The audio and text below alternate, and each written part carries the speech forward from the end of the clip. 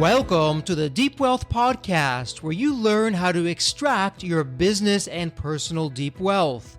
I'm your host, Jeffrey Feldberg. This podcast is brought to you by Deep Wealth and the 90-Day Deep Wealth Experience. When it comes to your business deep wealth, your exit or liquidity event is the most important financial decision of your life. But unfortunately, up to 90% of liquidity events fail. Think about all that time and your hard-earned money wasted. Of the quote-unquote successful liquidity events, most business owners leave 50% to over 100% of the deal value in the buyer's pocket and don't even know it. I should know. I said no to a seven-figure offer and yes to mastering the art and the science of a liquidity event. 2 years later, I said yes to a different buyer with a 9-figure deal. Are you thinking about an exit or liquidity event?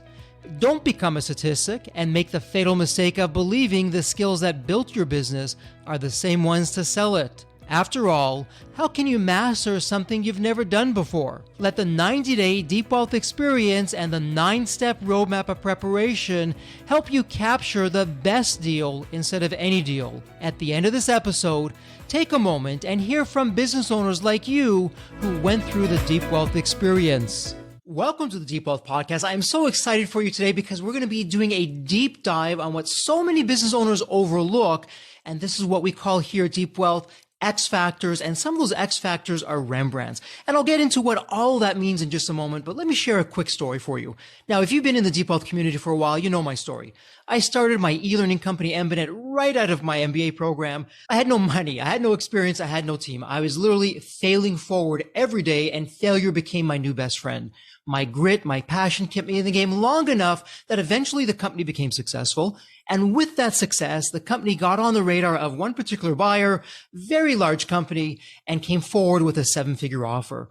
I said no to the 7-figure offer. Something felt really off. I knew I could do better. And I said yes to mastering the art and science of both growing a business and also a liquidity event. I put together the system with myself and my business partners. And 2 years later, we said yes to a 9-figure deal. Now, here's something that I want you to think about. From the 7 figures to the 9 figures, let me ask a question. What was the difference with the company?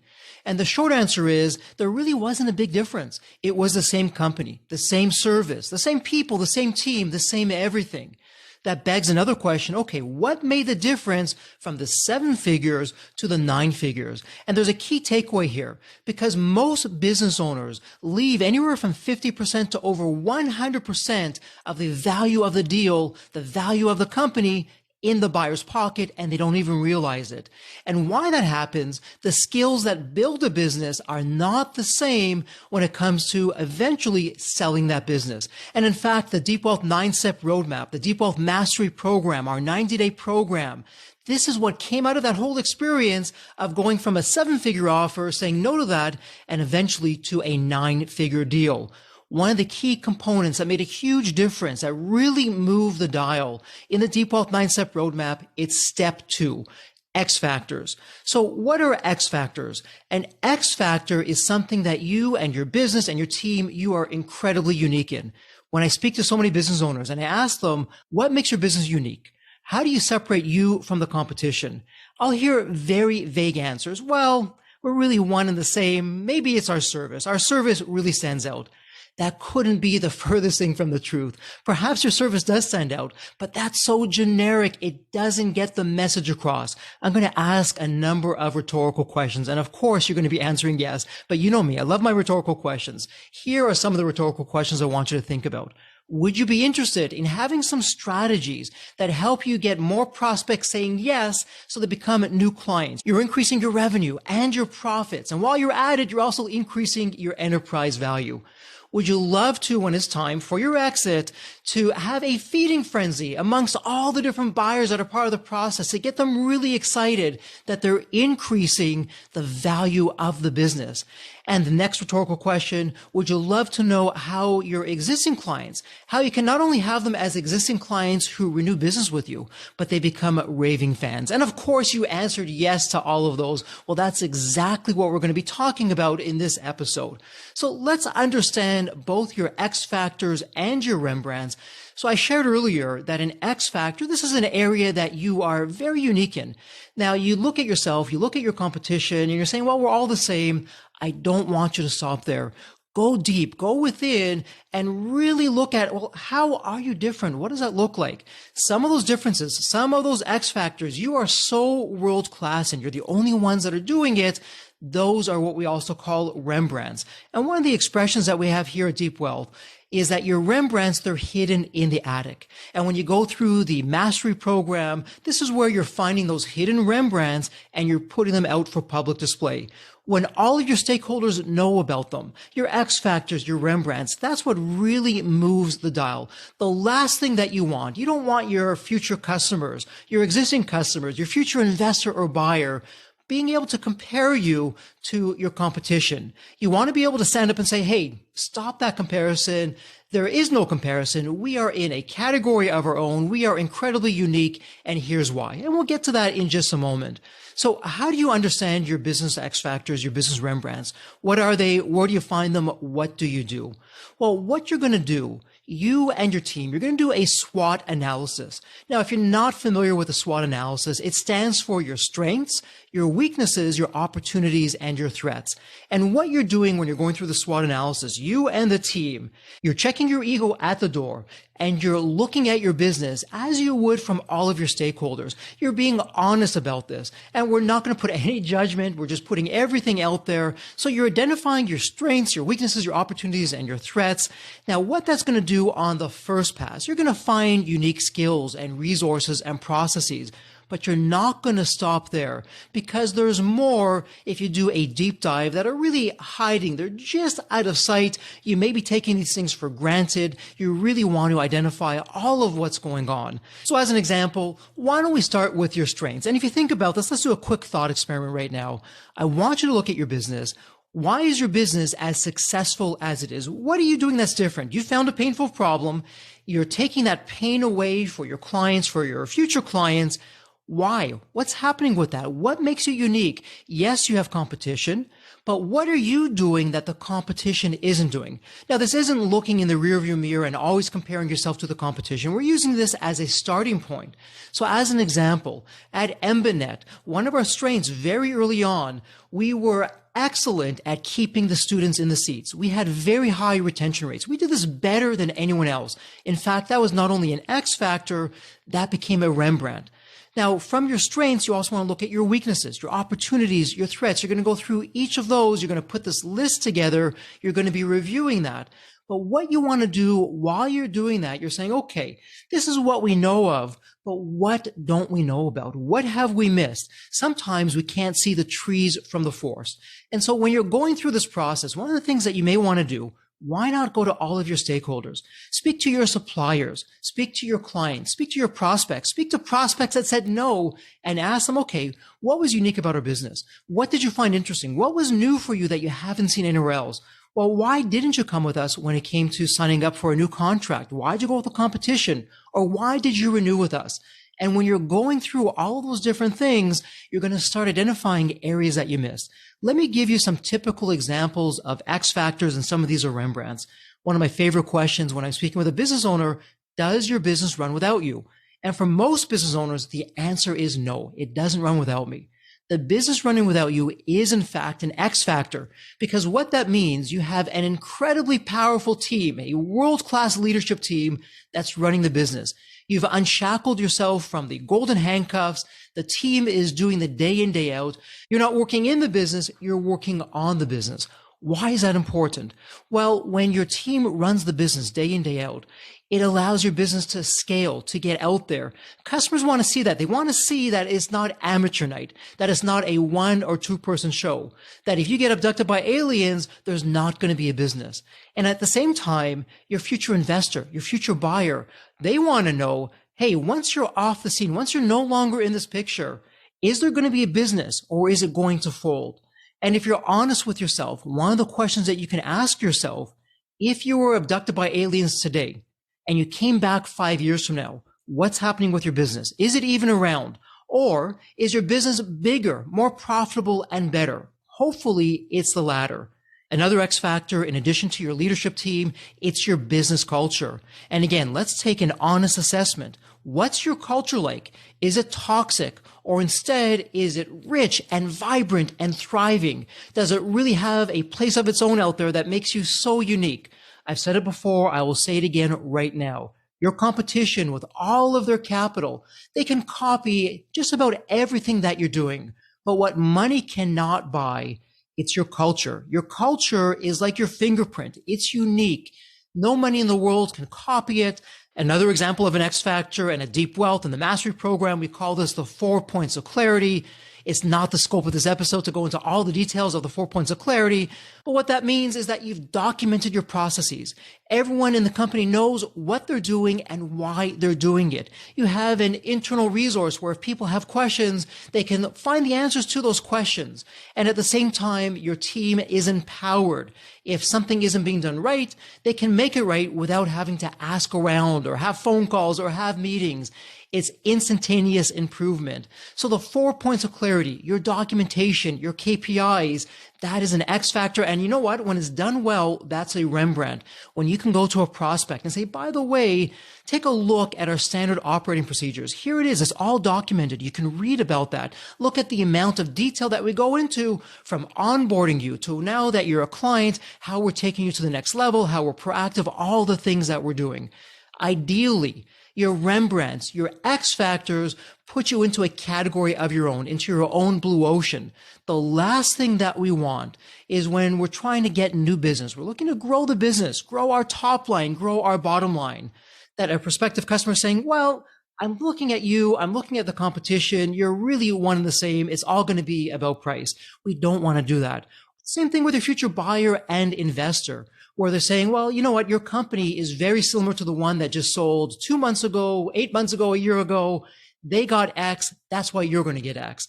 We want to stand up to both situations and say, hey, stop for just a moment. You can't compare us. And here's why. Let me tell you about our X factors. Let me tell you about our Rembrandts. Let me share with you what we have that you're not going to get anywhere else. And you go on to share how your X factors and Rembrandts, they are so unique and they are so powerful at removing a very specific pain point in the marketplace that only you can do that. When you're able to demonstrate that, that's how you win new business.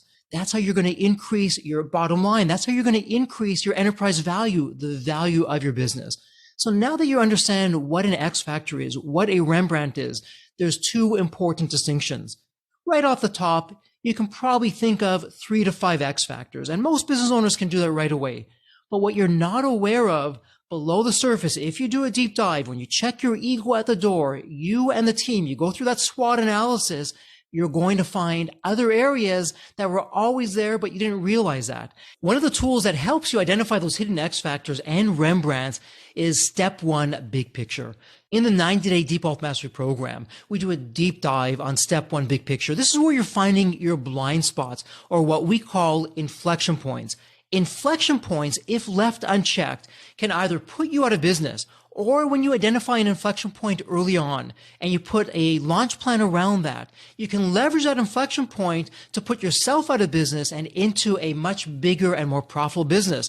And in fact, at Embinet, that's one of the things that we did early on. We identified an inflection point, and that inflection point was not only keeping the seats filled, but it was filling the seats in the first place. And we did a deep dive on marketing and reaching out to the marketplace for students and bringing them into all these programs that had us put Embinet, which we'll call Embinet 1, the original concept, out of business when we launched Embinet 2. But we could only do that when we understood what our X factors and Rembrandts are. Now, one quick heads up. When you're identifying X factors and Rembrandts, you're going to identify some of them that the marketplace needs today, but you don't have them yet. And that's okay. Because what you can do is you, the team, you'll begin the process of building out those X factors and Rembrandts and taking them out to market. And this is why it's so important to continually do a SWOT analysis. And this is where, again, you're looking at your unique skills, your resources, your processes, and how you're going to leverage them to continually improve. If we're honest about it, and we always are, the only thing that's constant, both in business and life, is change. The marketplace is always changing. What we did for our clients yesterday doesn't count for today. Our clients have new problems, they have new issues, and they're looking to us to lead the way, to take those issues, to take those problems, and to take that pain away. So we now understand X-Factors and Rembrandts. I've spoken about how you can begin to identify them. As you identify them, what I want you to think about is both tangible and intangible assets. What do you have in the company? And as an example, I mentioned culture earlier. Culture is definitely an intangible asset. It does not show up in a complicated formula in a spreadsheet, but it means everything when you're going out to market to communicate your message. And you really need to go within and ask, okay, what makes us unique? What makes us different? If I put my competition or my so-called competition next to the company, where are we so much better? Where is that showing up? And again, if it's a blank page, you can't keep it a blank page. If you keep it a blank page, you're not going to be in business. And this is why it's so important that we're continually reviewing this and putting this out there. And when we look to the titans of business that went out of business, they went bankrupt, the competition or the marketplace passed them by, they stopped innovating, they stopped looking within, they got distracted, they became lazy. What's ironic is that your success today contains the seeds of tomorrow's failure. We never want that to happen. So let's take the position that you've identified what your X factors and Rembrandts are. Earlier, I shared a few of them, such as the business running without you. You have a world-class management team. And by the way, if you have a world-class management team, I want you to be honest with yourself. Can they make big decisions without you? Or are they continually coming to you to get your blessing for that decision? And if the answer is yes to that last question, the business does not run without you. The leadership team must be autonomous. They must be able to make these decisions and tell you about it afterwards. How you can think of your role when it comes to your management team and your leadership team is that you're taking a board of advisory role. The business happens without you. They're telling you about it. Yes, of course, your input is important. It's there for the big picture to take the company into the next area to create that market disruption. But day in, day out, the leadership team is running the business. Your employees are running the business. And instead of working in the business, you're actually working on the business.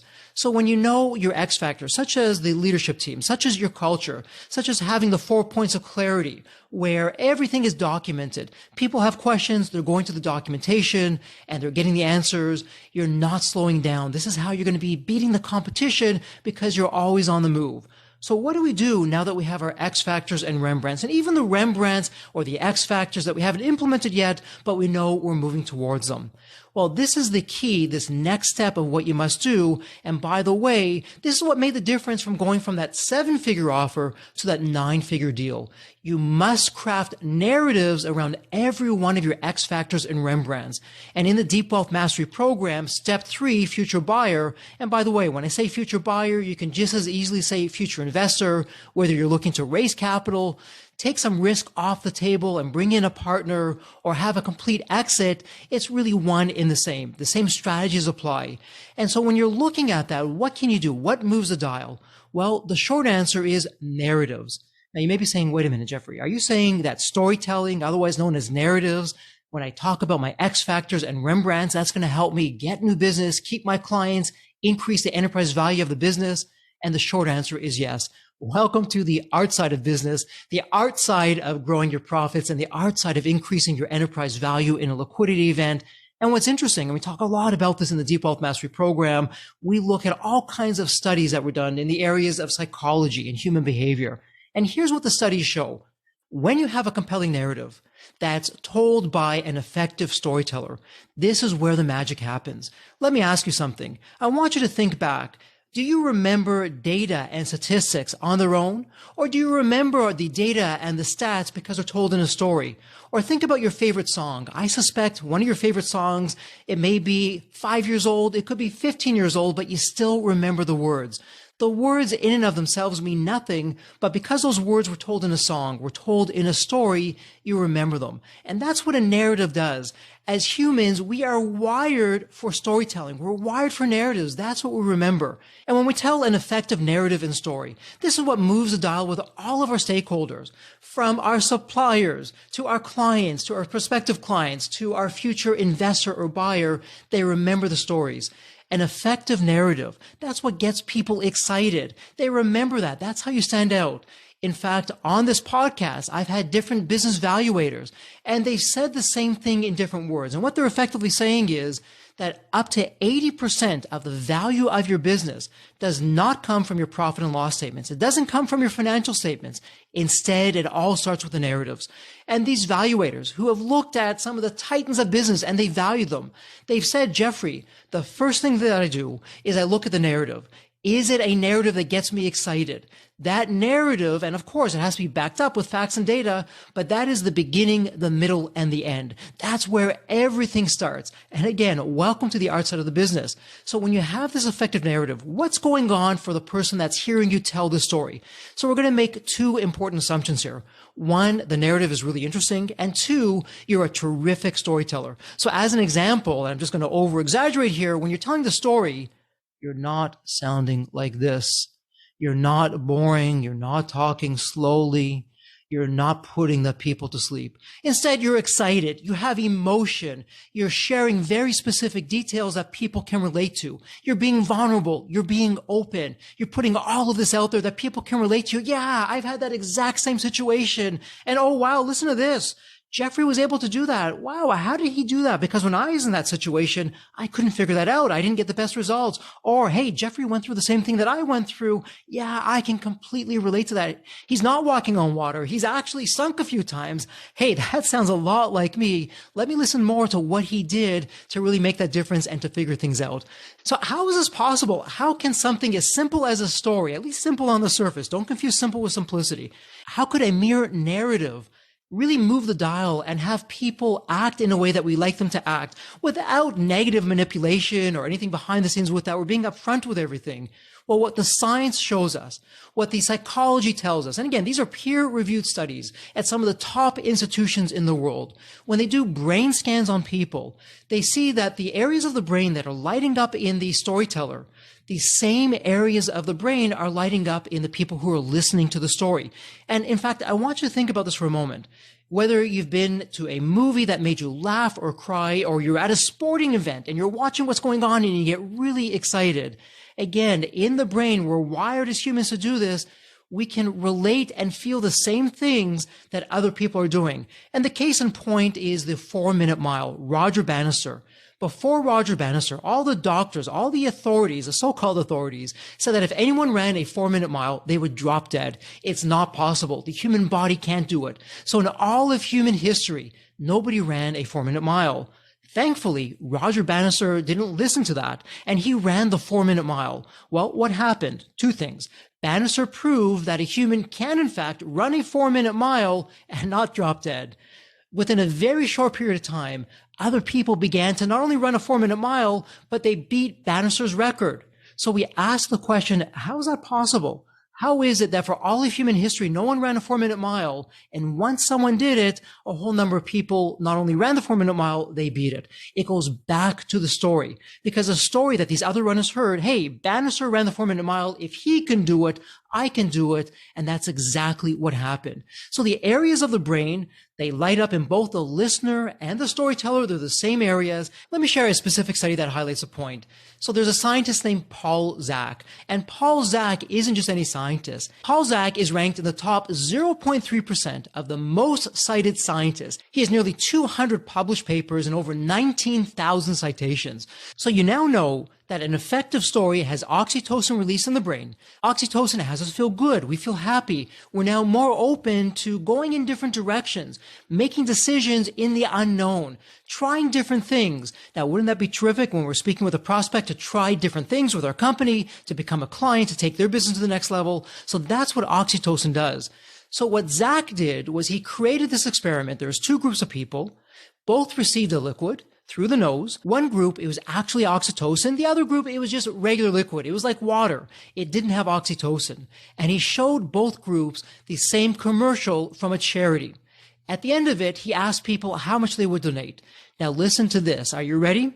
At the end of it, what he found, the people who received the oxytocin donated 50% more to that charity than the people who didn't receive the oxytocin. So we've now established that an effective narrative which releases oxytocin opens people up, they try different things, and it makes all the difference. Yes, once again, welcome to the art and now the science of growing your business and a liquidity event. So when you're creating your narratives around your X-Factors and your Rembrandts, we're doing a few really important things. For starters, we're demonstrating, we're telling a story that's backed with facts and data. We're both showing and telling why and how our business is different, why we're world-class, why we're the only ones in the world that can do what we do in the way that we do it. And then with that effective story, people who are hearing that story, they can relate with us. They're feeling what we're feeling. Oxytocin is released in the brain. And from that, they're now open to making new decisions and trying new things. That's exactly what we want to do. And so your narratives are talking about your strengths. You're putting that into your business strategy. You're incorporating that into all of your marketing, all of your branding. By the way, this never stops. You do this all today. You're not stopping tomorrow or next month or next year. You're always doing this because let's go back to step one, big picture. You're identifying new inflection points. You're putting in new X factors, new Rembrandts. You're always updating your marketing, your branding, your messaging to all your stakeholders where people want to be associated with you. People always want to be on the winning team. Your narratives vis-a-vis your X factors and your Rembrandts show why you're that winning team. So for your customers, for your prospective customers, we can easily see how this helps you grow the business. Now, here's where it becomes important in your liquidity event. When you go into your liquidity event, your future investor, your future buyer, they're not going to tell you your X factors and Rembrandts. And let me share a quick thought experiment with you. Imagine that you're going through an open house. You're looking to buy this house. You absolutely love the house. On the way out, as you're passing the owner of the house, are you going to tell the owner that you absolutely love this house? It's the best house that ever is. It's right off the page of a magazine that all you have to do is move in and put your toothbrush in? Well, you're smart. You're a terrific negotiator. You know, if you share that the owner says, okay, Jeffrey wants to buy this house. I'm going to increase my price. He's going to pay it because he loves it. Or instead, as you're walking out the door, are you going to tell the business owner, okay, yeah, I've seen the house. There's a few issues with this. I have a few other options out there in the marketplace. I really have to think if I want to move forward with this or not.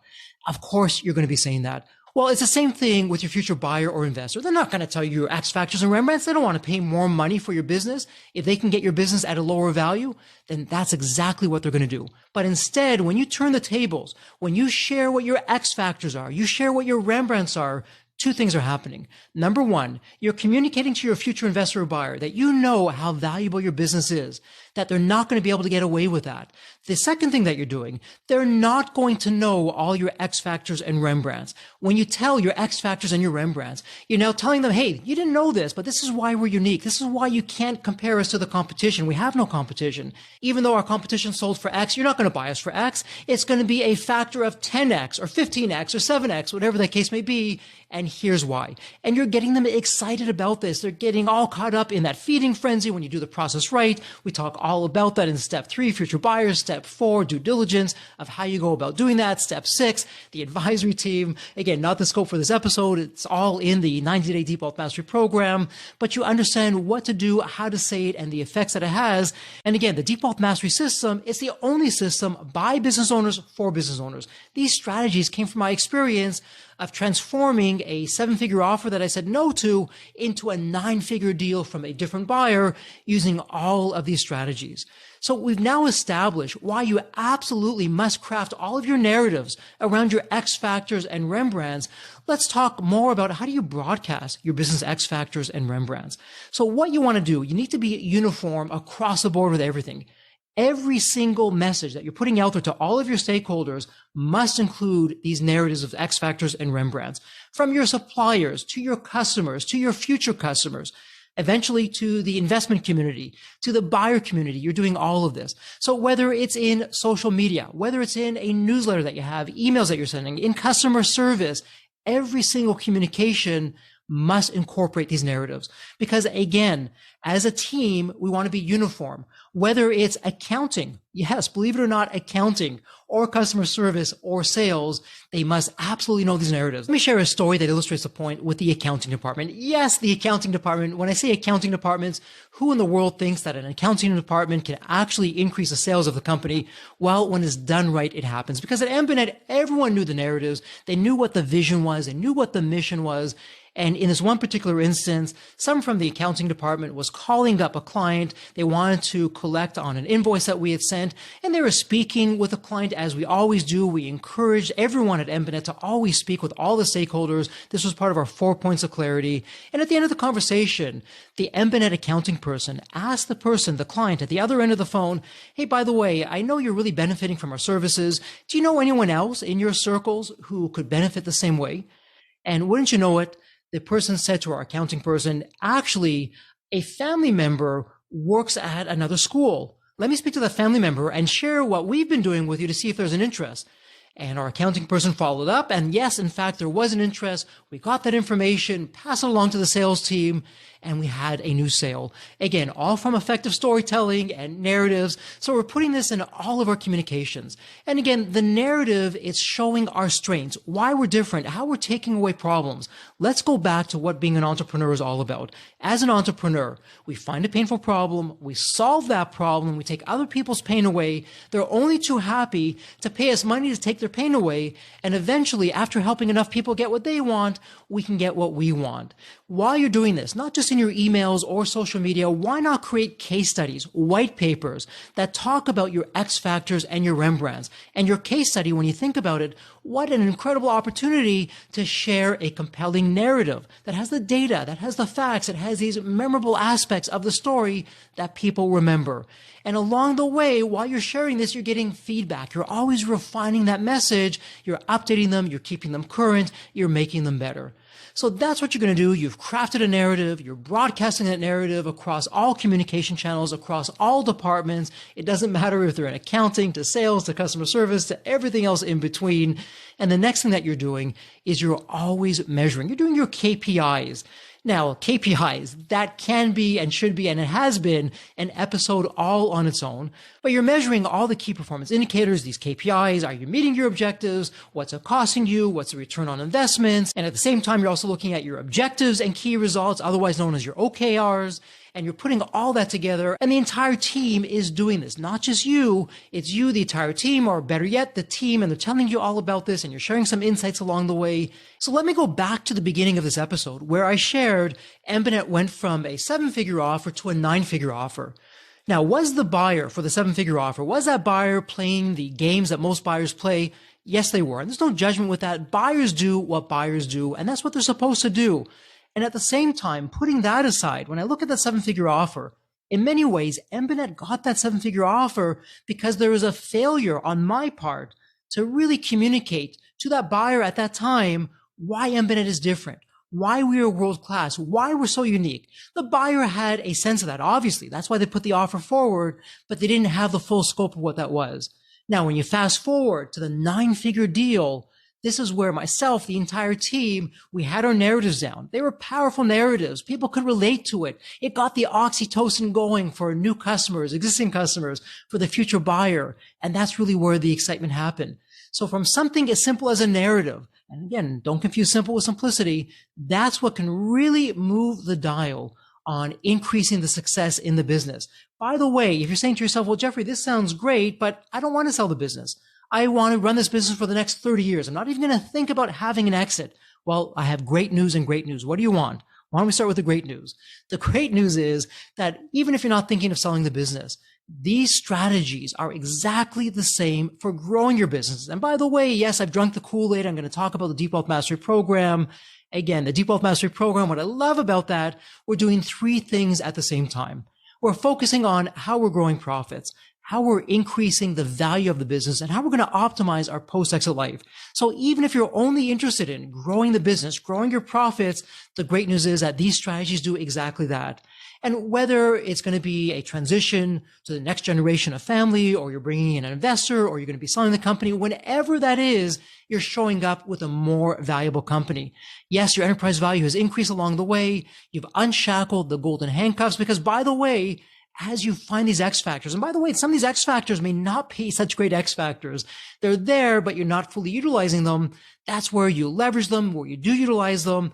You unshackle yourself. You live the lifestyle that you want to live. That's why you got into business in the first place. You're really maximizing what you can do with that. So when it's time for your liquidity event, you're having the full benefit of that, however many years that's been while you've been running the business to grow the profit. So it really creates a very positive feedback loop where you're getting the results that you want and achieving the goals that you want to achieve.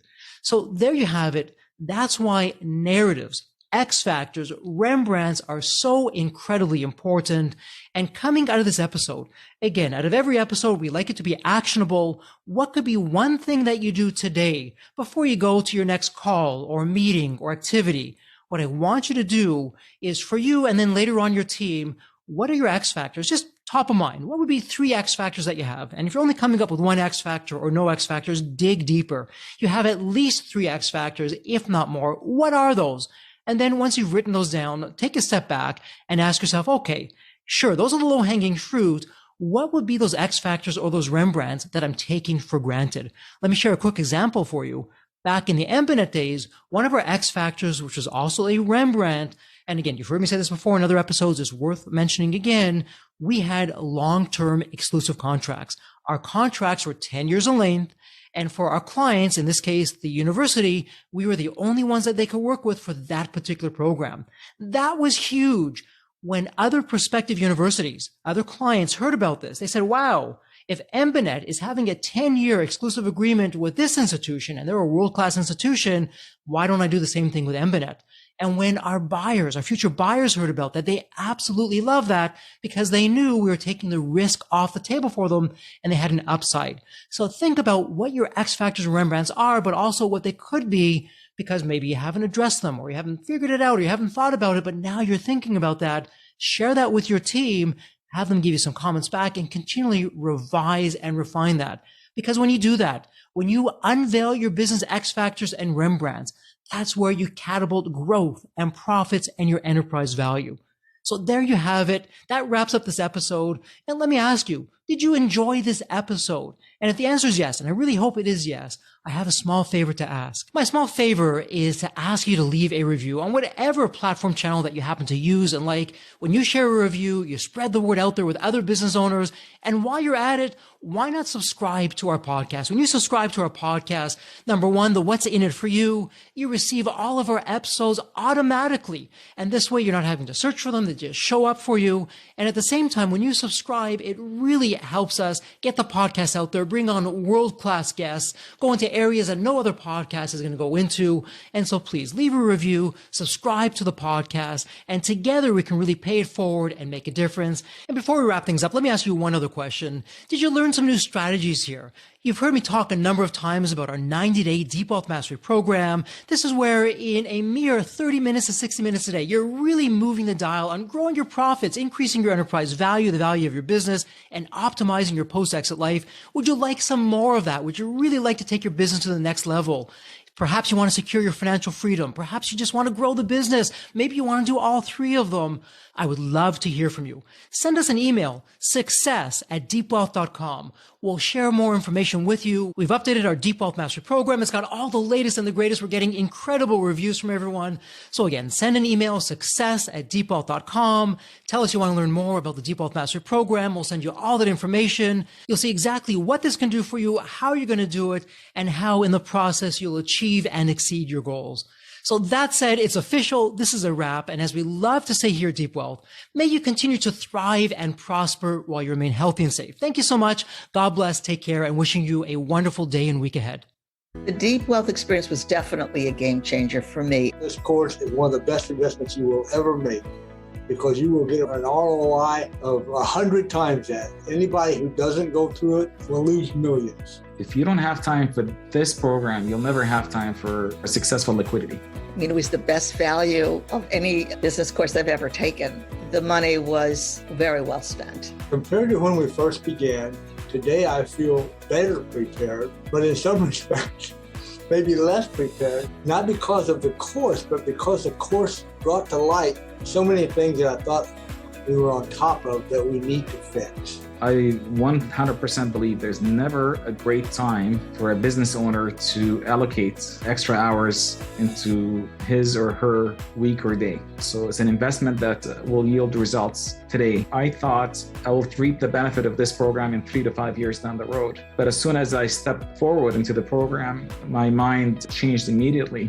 There was so much value in the experience that the time I invested paid back so much for the energy that was expended. The Deep Wealth experience compared to other programs is the top. What we learned is very practical. Sometimes you learn stuff that is great to learn, but you never use it. The stuff we learned from Deep Wealth experience, I believe is going to benefit us both. I've done an executive MBA. I've worked for billion-dollar companies before. I've worked for smaller companies before I started my business. I've been running my business successfully now for getting close to a decade. We're on a growth trajectory. Reflecting back on the Deep Wealth, I knew less than 10% what I know now.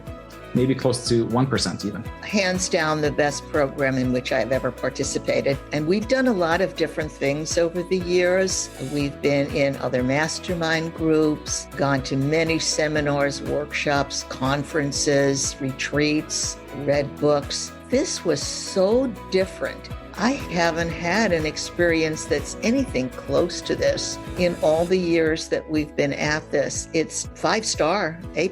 I would highly recommend it to any super busy business owner out there. And Deep Wealth is an accurate name for it. This program leads to deeper wealth and happier wealth, not just deeper wealth. I don't think there's a dollar value that could be associated with such an experience and knowledge that could be applied today and forever.